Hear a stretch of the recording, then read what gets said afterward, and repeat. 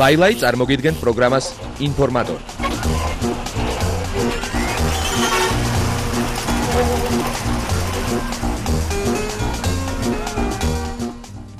მივესალმები ყველას, ვინც დაიღალა პოლიტიკით და ვისაც მუსიკალურ, კინო და ხელოვნების სფეროში, ანუ შოუ ბიზნესში მომხდარი სიახლეები აინტერესებს. ეთერში პროგრამა ინფორმატორი კომპანია ყაზბეგთან, ლაილაისთან და რა თქმა უნდა კატასთან ერთად.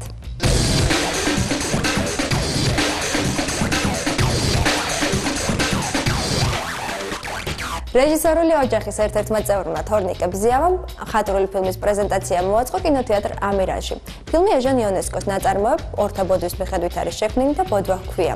პრეზენტაციას რეჟისორის პოპულარული დედა კეთი ტოლიძე არ დასწრებია იმ მარტივი მიზეზის გამო, რომ ქალაქში არ არის. სამაგიეროდ პრეზენტაციას უამრავი სხვა ცნობილი სახე დაესწრო და ფილმითაც საკმაოდ კმაყოფილი დარჩა.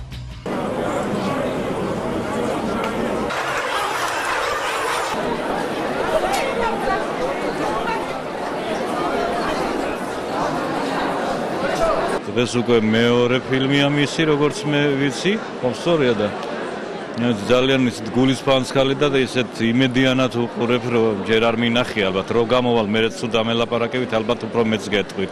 მისი პირველი ფილმი ნანახი მაქვს, ძალიან კარგი ფილმია. აი მაძიებელი ბავშვია რა, ყმაწვილია, მაძიებელი.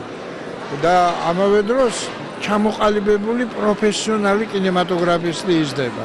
ეს უკვე ის შემთხვევა არა, რომ აი დაამთავრა ინსტიტუტი და აწივ ნახოთ. არა. მაგით გაიმარჯვებს ცხოვრებაში. აი ჩემი შთაბეჭდილება ასეთია. ფილმს ქვია დელირიუმ, რომელიც ბოდვას ნიშნავს ქართულად. ეს ჩვენ ავიღეთ იონესკოს ორთა ბოდვა აქვს ასეთი პიესა. დელირიუმი ორისთვის. დელირიუმ для двоих. მე მოვხსენით ეს ორთა ბოდვა და დავარქვით მარტო დელირიუმ. აი აქ ნახავთ წერია აფიშას. ჩვენი ის გახდა რკინის ყვავილი, რომელიც დათო გოგიბედაშვილმა ერთ-ერთი მთავარმა როლის შემსრულებელმა იპოვნა. რკინის ყვავილი. და რაღაც თითქოს სიმბოლურიც არის, რომ ყვავილები არის და ვარდები აი ამ კინოში ერთმანეთს აძლევენ, რომ მაინც ქართული ბუნება ალბათ უფრო ოპტიმისტურია და ყველაფერი ზეიმით უნდა დამთავრდეს და კეთილად. ჩემზე გავლენა იმოქმედა იმან, რომ მივიღე მონაწილეობა ისეთ ასე თქვა სცენებში, რომლის შინაარსი ბოლომდე არ მესმოდა, მაგრამ ფილმის დამთავრების შემდეგ აი მონტაჟური წყობით ვნახე, რომ გასაგები გახდა ჩემთვის, რისი თქმა უნდა და თორნიკეს. კარგია, რომ გასაგებია მისი კინო.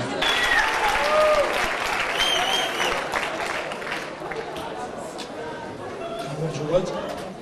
დიდია მადლობა მოგზაურებისთვის. ადამიანი ვინც ხისთვის გაწერებდა თავს, დარწმუნებულია, რომ სხვა შეამსდება.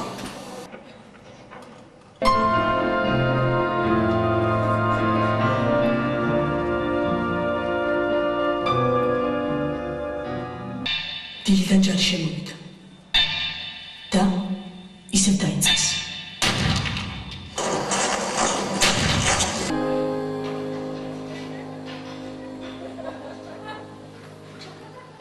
დავთვალა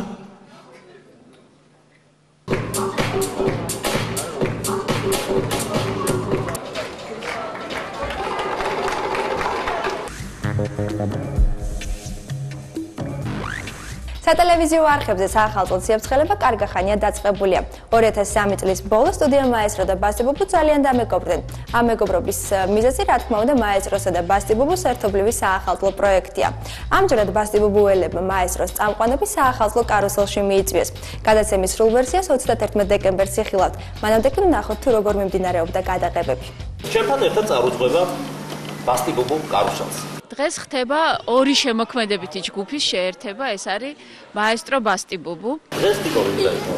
დღეს გაგიკვირდება და ძვირფაროზი და სტუმრად მოვიწვიეთ კარუსელში, იმიტომ რომ ძალიან დავმეგობრდით ამ მოკლე ხანის განმავლობაში.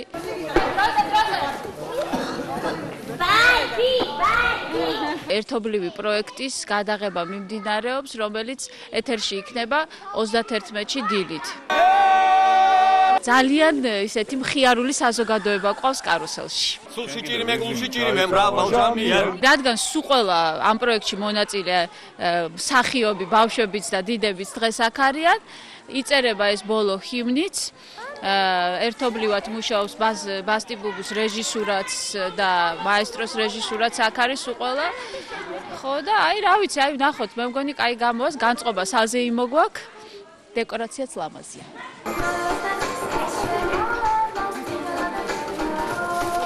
ბავშვებზე უკეთესი ადამიანები დედამიწის ზურგზე არ არსებობენ და ძალიან სიამოვნებს მათთან მუშაობა, ისევე ალბათ როგორც ყველა მაესტროს.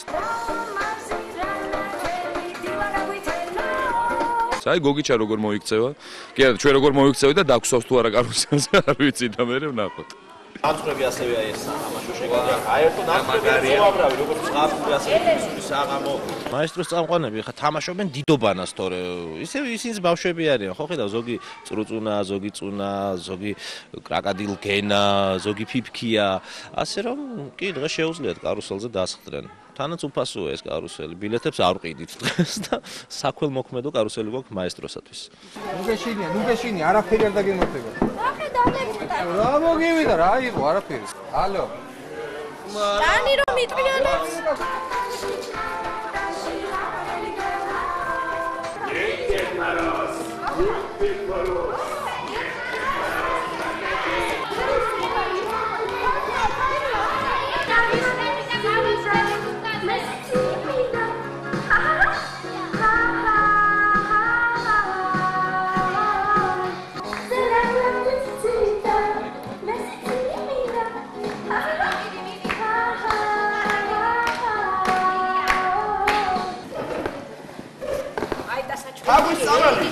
არ წახვიდე ეს ვენ ჩავთო, აი რა მაგარი ქუდი მაქვს, ხედავ? ხო მაგარია, ოღონდ დინამიკები დამრჩა მანქანაში მაქვს, ორი დინამიკი მოყვება. მადლობთ.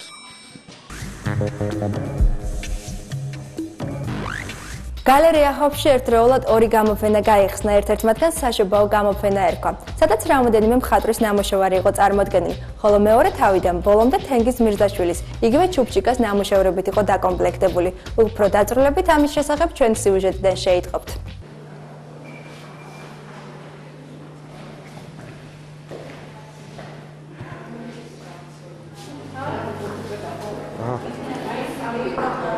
ეს არის ჩვენი მხატვრების ესეთი ჯგუფური გამოფენა.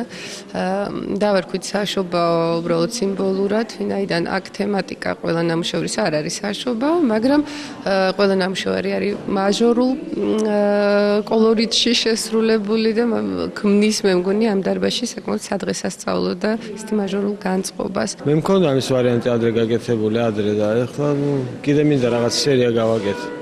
ერთადერთი ეს არის გამოვიტანე.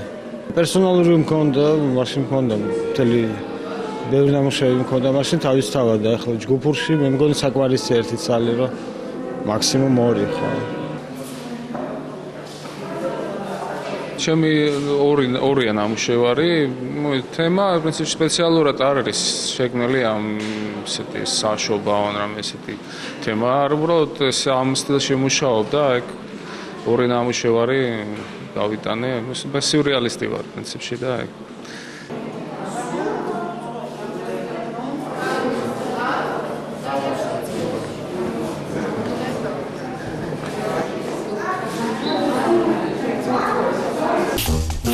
ლაილაი წარმოგიდგენთ პროგრამას ინფორმატორი.